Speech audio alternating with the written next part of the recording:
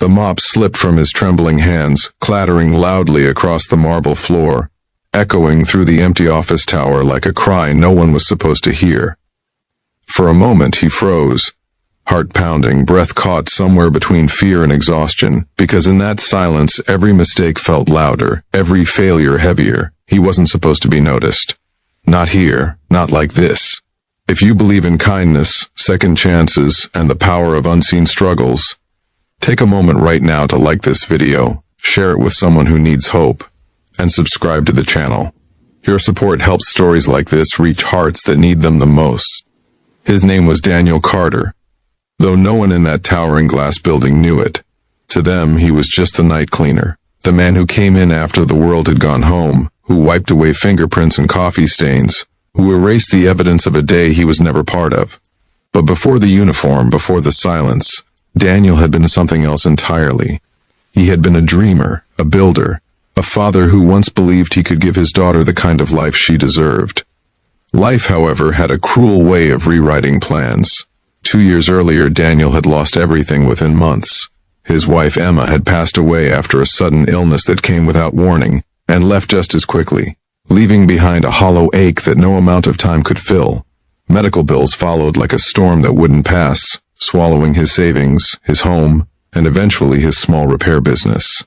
Clients stopped calling, rent piled up, and one day, standing outside a locked door that used to be his shop, Daniel realized that survival had become his only goal. Now, every night, he worked under dim fluorescent lights, cleaning offices that belonged to people who had everything he once dreamed of. During the day, he was a father to 8-year-old Lily, a bright, curious girl who still believed her father could fix anything in the world, even when he couldn't fix their situation. That night, like so many others, Daniel moved quietly through the building, pushing his cart filled with cleaning supplies. His back ached, his hands were rough, and sleep was a luxury he barely remembered. But in his pocket, folded carefully, was a drawing Lily had made. A picture of the two of them standing in front of a small house with a garden. Above it, in uneven handwriting, she had written, "One day, Daddy will build this for us." That one day kept him going. As he reached the executive floor, the part of the building he rarely lingered in, he noticed something unusual. One of the offices still had its lights on. That wasn't typical. Most executives left long before midnight. Curious but cautious, Daniel continued his work, trying not to draw attention. But as he passed by the glass-walled conference room, something caught his eye. The large digital display on the wall was flickering erratically, cycling through error messages. Nearby, a laptop was open, cables tangled, and a faint smell of overheating electronics filled the air. It wasn't his job to fix things like that. He was there to clean, not to solve problems. Still, he paused.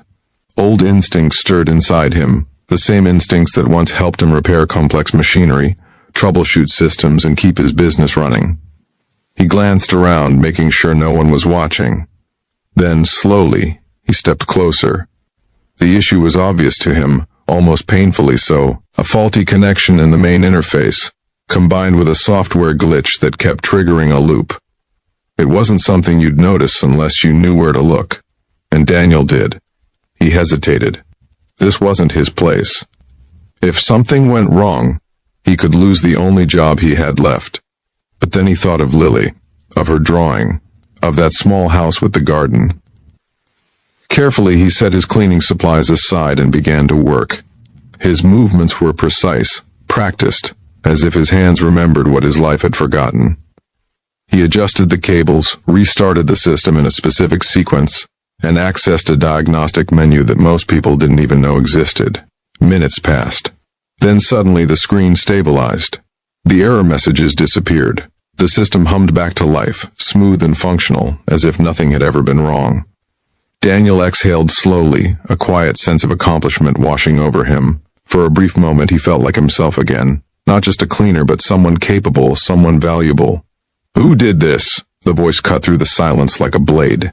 Daniel turned sharply. Standing at the doorway was a woman in a tailored suit, her expression a mixture of surprise and curiosity.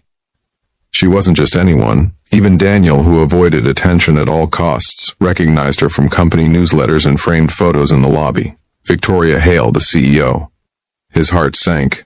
I'm sorry, Daniel stammered, stepping back. I didn't mean to touch anything. It was malfunctioning, and I just thought. You fixed it, she interrupted, her gaze shifting from him to the now perfectly functioning system. Daniel swallowed. Yes, ma'am. But I can put everything back the way it was if— Why would you do that? She asked, stepping further into the room. There was no anger in her voice, only curiosity. Daniel hesitated, unsure of how to respond. I used to run a repair business, he said quietly. Before things changed. Victoria studied him for a moment as if trying to piece together a puzzle. How long the system has been down? He shook his head. 3 days, she said. 3 days, and an entire team of specialists couldn't figure it out. Daniel felt a flicker of disbelief. To him, the problem had been simple. But he said nothing. What's your name? She asked. Daniel. Almond, you're a cleaner? Yes, ma'am. She looked around the room, then back at him. There was something different in her expression now. Something thoughtful. Almost intrigued. Stay, she said. Daniel blinked. Ma'am? Stay right here, she repeated, pulling out her phone. What followed was a blur. Within minutes, other executives arrived, followed by members of the tech team. They examined the system, ran tests, and confirmed what Victoria already knew. Daniel had solved a problem none of them could. For the first time in a long time, Daniel felt seen, not as a cleaner, not as someone invisible, but as someone who mattered. Days turned into weeks, and Daniel's life began to shift in ways he hadn't dared to imagine. Victoria offered him a temporary position with the technical team, wanting to understand his skills better. At first, he resisted. The fear of losing stability, of stepping into something unfamiliar, weighed heavily on him. But Lily's drawing remained in his pocket. And slowly, he said yes. It wasn't easy. He had to relearn, adapt, and prove himself all over again. There were moments of doubt, nights when exhaustion threatened to pull him back into the shadows he had come from. But each time he remembered why he started, and each time he kept going. Victoria watched from a distance, impressed not just by his talent, but by his resilience. She had seen many skilled people in her career, but rarely someone who carried such quiet strength, such determination born from loss and love. One evening, months later, she called him into her office. I've been reviewing your progress, she said, sliding a folder across the desk. Daniel opened it, his hand slightly shaking. Inside was an official offer, full-time position, benefits, a salary that felt unreal compared to what he had been earning. I don't understand, he said softly. You solved a problem no one else could, Victoria replied.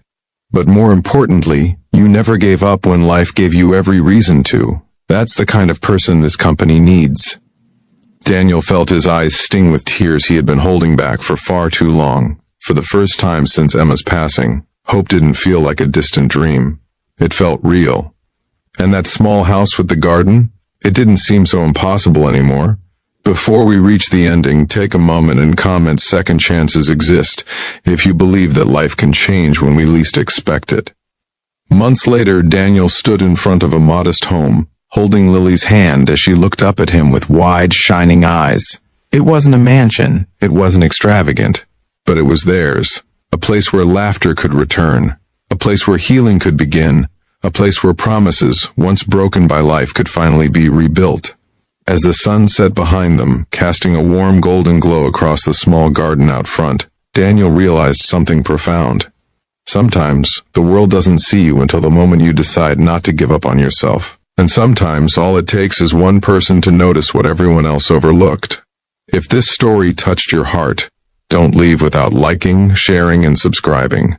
Your support helps keep stories like this alive, because somewhere out there, someone is still holding on to hope, just like Daniel once did.